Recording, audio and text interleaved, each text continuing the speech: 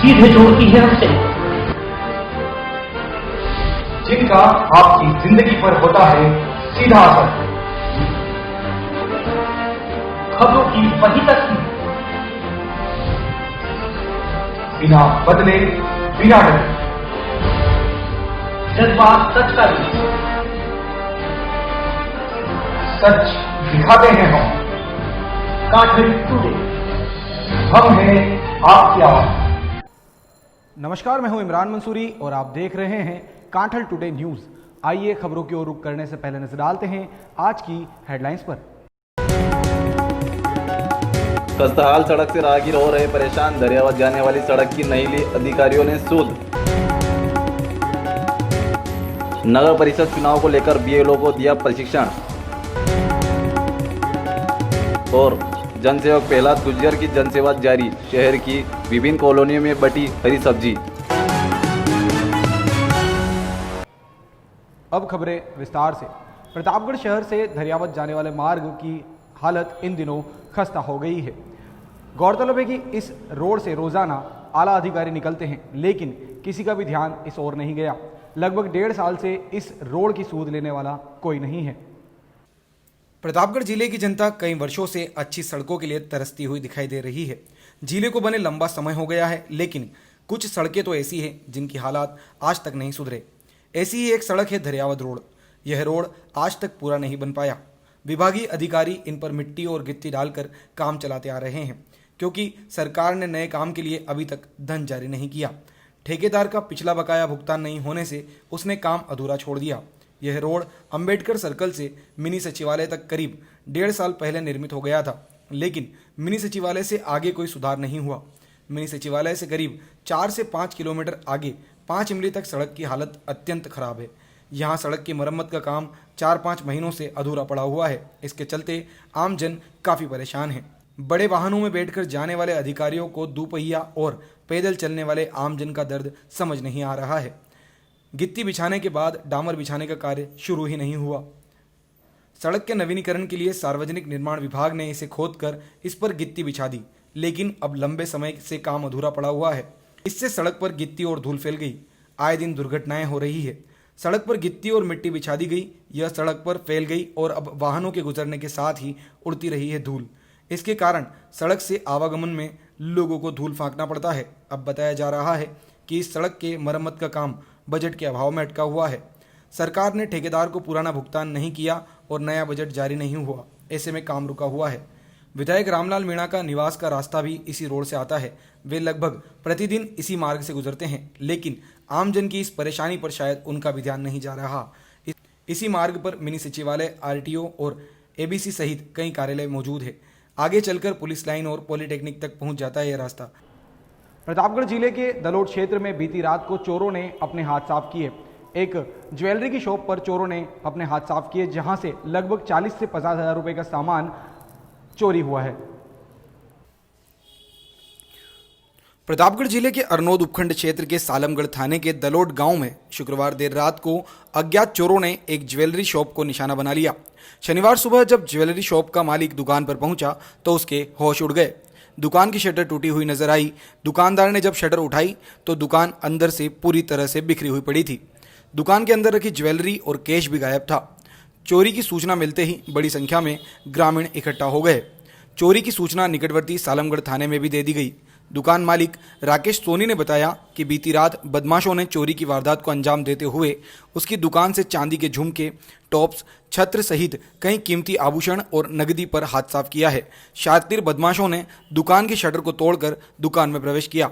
चोरी की वारदात के बाद सालमगढ़ थाना पुलिस ने मौके पर पहुंचकर मौका मुआयना कर जांच शुरू कर दी है। वहीं दुकान मालिक के अनुसार लगभग 40 से 50 हजार रुपए के आभूषण और नकदी दुकान से चोरी हुए हैं। वहीं बड़ी संख्या में एकत्रित हुए ग्रामीणों ने पुलिस से गांव में गश्त बढ़ाने की मांग की है। बीती रात को मेरी दुकान पे चोरी हुई है साहब, और पड़ोसी की सूचना पर मेरे को मालूम पड़ी है तो मैंने आके दुकान पे देखा, जिसमें 40 से 50 हजार रुपये तक की चोरी का अनुमान है सर। जिसमें चांदी के छत्तर हैं और भगवान की मूर्ति वगैरह हैं और टाप्स के 10-15 टाप्स के पत्ते हैं और चांदी के कांटे के पत्ते हैं कम से कम 50 से 60 पत्ते, ऐसा लगभग कुल मिला के शटल का उन्होंने भी लगभग ताला मोड़ा है, मोड़ के वो अंदर घुसे। पॉपुलर फ्रंट ऑफ इंडिया द्वारा गांधी चौराहे पर विरोध प्रदर्शन किया गया। गौरतलब है कि दिल्ली में हुए नरसंहार को लेकर पुलिस की कार्रवाई पर सवालिया निशान खड़े हुए हैं, जिसके तहत पॉपुलर फ्रंट ऑफ इंडिया ने आरोप लगाते हुए विरोध प्रदर्शन किया है। प्रतापगढ़ में शनिवार को कोविड-19 की गाइडलाइन के अनुसार सोशल डिस्टेंसिंग के साथ दिल्ली व यूपी पुलिस की एक तरफा कार्रवाई का विरोध किया गया। दिल्ली नरसंहार के नाम पर गिरफ्तारियां राजनीति से प्रेरित हैं। सीएए, एनआरसी, एनपीआर का विरोध करने वाले सामाजिक कार्यकर्ताओं की धरपकड़ बंद की जाए। पॉपुलर फ्रंट ऑफ इंडिया के जिला कन्वीनर मोहम्मद हुसैन मंसूरी ने बयान जारी कर बताया कि दिल्ली नरसंहार पर चार्जशीट से दिल्ली पुलिस का पक्षपाती रवैया सामने आया है। इससे पता चलता है कि सिर्फ एक तरफा कार्रवाई हुई है। दिल्ली नरसंहार के नाम पर गिरफ्तारियां राजनीति से प्रेरित है। सीएए, एनआरसी, एनपीआर आदि का विरोध करने वाले सामाजिक कार्यकर्ताओं की धरपकड़ बंद की रहे। इससे पता चलता है कि दिल्ली पुलिस की कार्यवाही पक्षपाती रही है। पॉपुलर फ्रंट ऑफ इंडिया इसका विरोध करता है।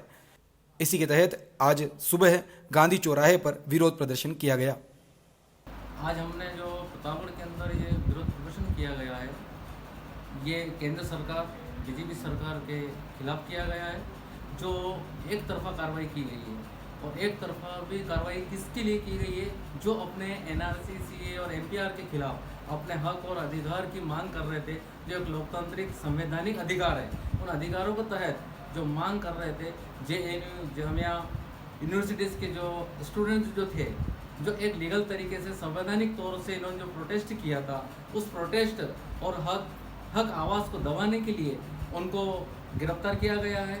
और हम मांग करते हैं पॉपुलर फ्रंट ऑफ इंडिया कि इनको बेकसूरों को और मजलूमों को रिहा किया जाए।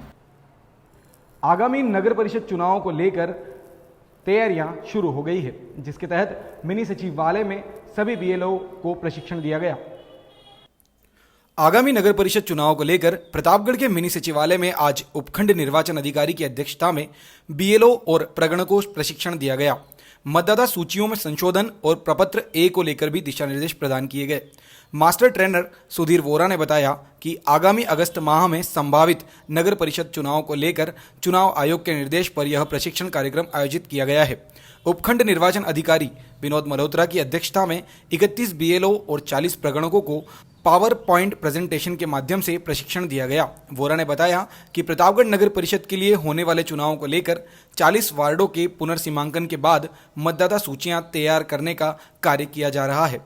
3 जुलाई तक दावे और आपत्तियां स्वीकार किए जाएंगे और 10 जुलाई तक निराकरण के पश्चात 20 जुलाई को अंतिम मतदाता सूचियों का प्रकाशन किया जाएगा।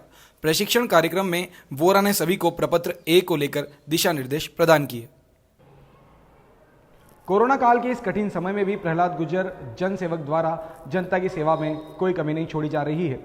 गौरतलब है कि पूरे कोरोना काल से लेकर अभी तक एवं आगामी कुछ दिनों तक भी प्रहलाद गुर्जर जनता की सेवा करते रहेंगे, जिसके तहत अभी हरी सब्जियां बांटने का अभियान जारी है। शहर में पिछले 9 महीने से भी लंबे समय से शहर में अनवरत जनसेवा में जुटे जनसेवक प्रहलाद गुर्जर द्वारा जनसेवी कार्यों के अंतर्गत आज शहर में जरूरतमंदों को डोर टू डोर हरी सब्जी का वितरण किया गया।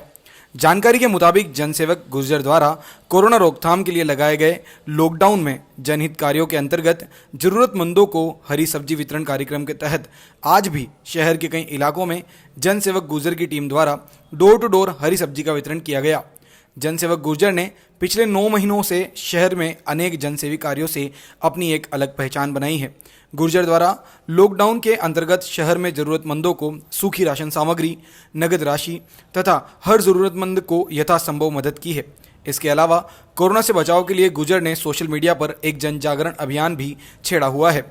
इस अभियान के तहत गुर्जर आम जनता को फेस कवर या मास्क लगाने, 2 गज की दूरी बनाकर रहने, अनावश्यक भीड़ नहीं करने तथा बार बार हाथों को धोते रहने एवं जरूरी काम हो तो ही घर से बाहर निकलने के लिए जैसे संदेशों का बखूबी प्रचार प्रसार करते हैं और आज भी इस जन जागरण अभियान को अनवरत जारी रखे हुए हैं। मैं प्रहलाद गुर्जर, जब से लॉकडाउन लगा है, ये महामारी चली है वायरस, कब से मैं जनता की सेवा में लगा हुआ हूँ। कहीं गरीबों को राशन सामग्री, कहीं गरीबों को आर्थिक मदद, और अभी भी लॉकडाउन जो लास्ट चरण में चल रहा है इसमें भी मैं सेवाएं दे रहा हूँ और 24 घंटे सेवाएं दे रहा हूँ। आज भी मेरी टीम, पूरी टीम प्रतापगढ़ में डोर टू डोर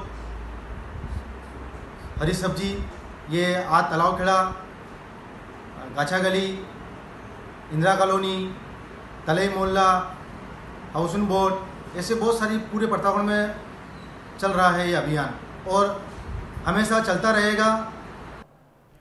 मानसून की दस्तक देते ही किसानों ने अपने खेतों की ओर रुख करना शुरू कर दिया है। किसान अपने खेतों की जुताई करते हुए नजर आए।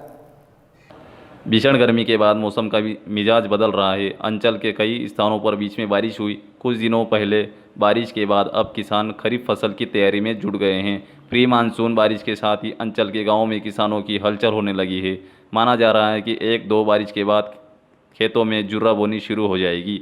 आगामी कुछ दिनों में बारिश की संभावना को देखते हुए ग्रामीण अंचल में किसान खेत तैयार करने में लगे हैं। किसानों को समय पर बीज और खाद मिल सके, इसके लिए प्रशासन भी अपने स्तर पर जुटा हुआ है। किसान खाद बीज के उठाव के लिए गोदाम पहुंच रहे हैं। जैसे ही अच्छी बारिश होगी किसान बुआई शुरू कर देंगे। चलते चलते एक बार फिर से नजर डालते हैं आज की हेडलाइंस पर। खस्ताहाल सड़क से राहगीर हो रहे परेशान, दरियावत जाने वाली सड़क की नहीं ली अधिकारियों ने सूद। नगर परिषद चुनाव को लेकर बीएलओ को दिया प्रशिक्षण। और जनसेवक प्रहलाद गुर्जर की जनसेवा जारी, शहर की विभिन्न कॉलोनियों में बटी हरी सब्जी। समय हो चला है आपसे विदा लेने का। कल फिर होगी आपसे मुलाकात, तब तक के लिए दीजिए इजाजत। नमस्कार। सीधे जोड़ती है हमसे, जिनका आपकी जिंदगी पर होता है सीधा असर। खबरों की वही तस्वीर, बिना बदले, बिना डरे, जज्बात सच का भी, सच दिखाते हैं हम। काठिन टूटे, हम हैं आपकी आवाज।